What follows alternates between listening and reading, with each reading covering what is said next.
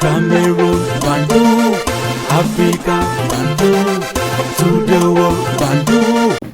Salut les amis, welcome on this platform. Appelez-moi désormais Sa Majesté Sénateur Cletus. Oui, l'homme le plus noir de la terre. Ouais, je suis l'homme le plus noir de la terre, fier de l'être. Un fier et digne fils d'Afrique. Who told you to go and do surgery so that you should fix your nose and your buttocks and all that? Love yourself. Love yourself. Have your hair like this as an African. C'est Malcolm X qui avait dit, on ne doit pas avoir ces petits complexes-là. Nous sommes les Africains et fiers de l'être. C'est très important de le savoir et de respecter cela. Et en tant qu'Africains, nous sommes des Bantous. Les frères, pourquoi j'ai ri? J'ai ri encore parce que le pragmatisme politique, vous écoutez bien ce que j'ai dit là? Le pragmatisme politique est en train de tuer les Européens. Les Européens ont pensé qu'ils peuvent être des roublards avec les Africains, avec le peuple du monde entier et faire du sérieux avec les Américains. Mais les Américains les montrent que dans la politique, même dans leurs amitiés, il faut du sérieux. Donald Trump, avant d'arriver au pouvoir, il a subi le bashing des médias mainstream en Europe. Toutes les chaînes de télévision européennes ont battu campagne pour Kamala Harris. Ils ont tout fait pour expliquer que non, c'est Kamala Harris qui doit gagner et tout ça là. Donc, les gars ont combattu Donald Trump. Même lors de son premier mandat, Donald Trump a été combattu par les médias mainstream aux États-Unis, au Royaume-Uni et en Europe. Mal les a pris maintenant parce que Donald Trump a gagné ses élections haut la main. Et il a dit ce qu'il devait faire pendant les élections. Pas qu'il a attendu son élection pour commencer à dire non. Il a dit, moi président, regardez ce que je vais faire. Moi président, regardez ce que je vais faire. Et c'est lui, président aujourd'hui, qui est en train de faire tout ce que lui avait dit qu'il va faire en tant que président de la République. Il n'est pas là dans les histoires de j'ai fait, je me cache. Non. Vous avez constaté quelque chose. C'est-à-dire que Donald Trump, qui dit qu'aux États-Unis, il y a seulement deux sexes, mâle et femelle. Pas de contestation en Europe. Pas de menaces. Parce que les Européens sont pro. Oh, vous ne soutenez pas les minorités, droits de l'homme. Pas de contestation. Et dit, concernant le mariage, c'est fini cette escroquerie de 50-50% où les femmes entrent dans le mariage pour divorcer et prendre l'argent. C'est bon là. Si vous divorcez, vous avez 30%, vous avez écouté, en Europe, pas de contestation. Si c'était en Afrique, oh, le gouvernement africain, oh, les Africains, ce n'est pas sérieux. Et on chosifie la femme. Mais comme ça vient des États-Unis, les Européens ferment les becs. They close their mouths. They can't talk. They can't say anything because they know the repercussion of contesting or talking about things that are happening in America. Les amis, Donald J. Trump les a dit à maintes reprises par la presse, je veux rencontrer le président Poutine.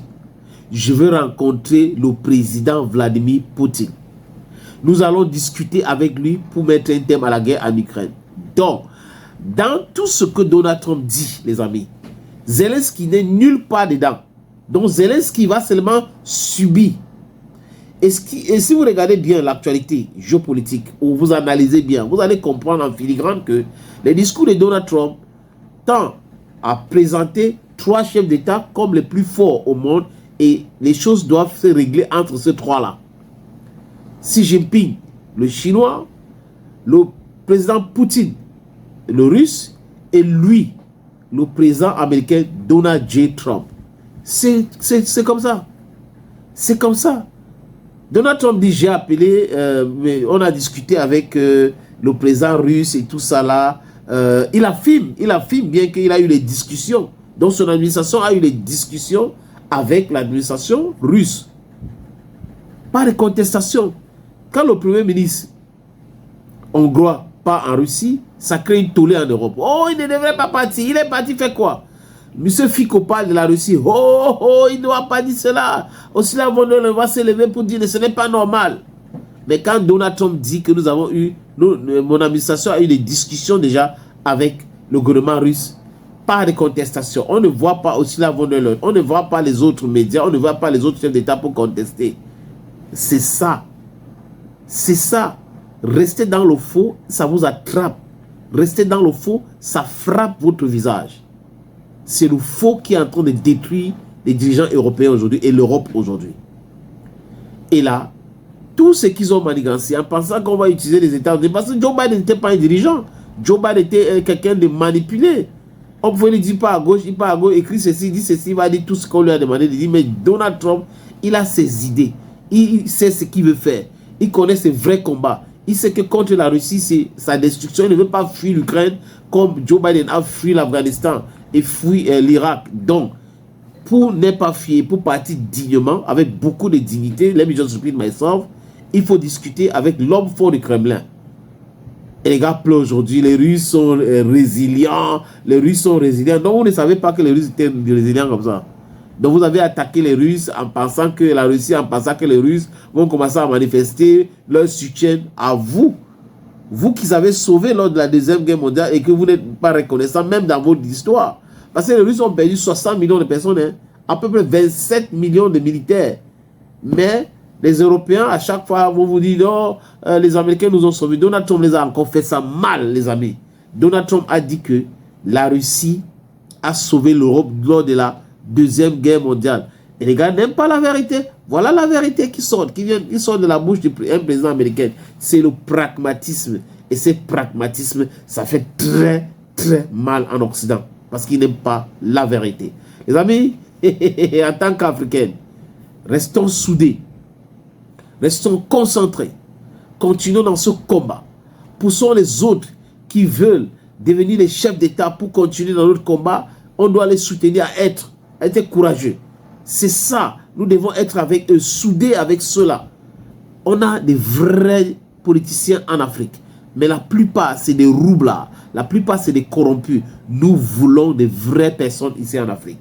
Nous voulons les gens qui vont suivre dans les pas de Thomas Sankara, comme ce que Ibrahim Traoré est en train de faire. Nous voulons les gens qui vont suivre dans les pas de Patrice Emery Lumumba, tué par cette criminelle qui allait mourir au Maroc, qu'on appelle Joseph Désiré Kabila Kokungwendu, Joseph Désiré, désolé, Mobutu Sese Seko Kokungwendu Wasabanga, parce que l'autre là c'est Laurent Désiré Kabila, qui avait été assassiné en 2021, non c'est en 2001 plutôt, en 2001, il s'est préparé pour venir au sommet France-Afrique à Yaoundé. Il avait été assassiné. Bon, bref, les amis, voilà l'Afrique pour vous.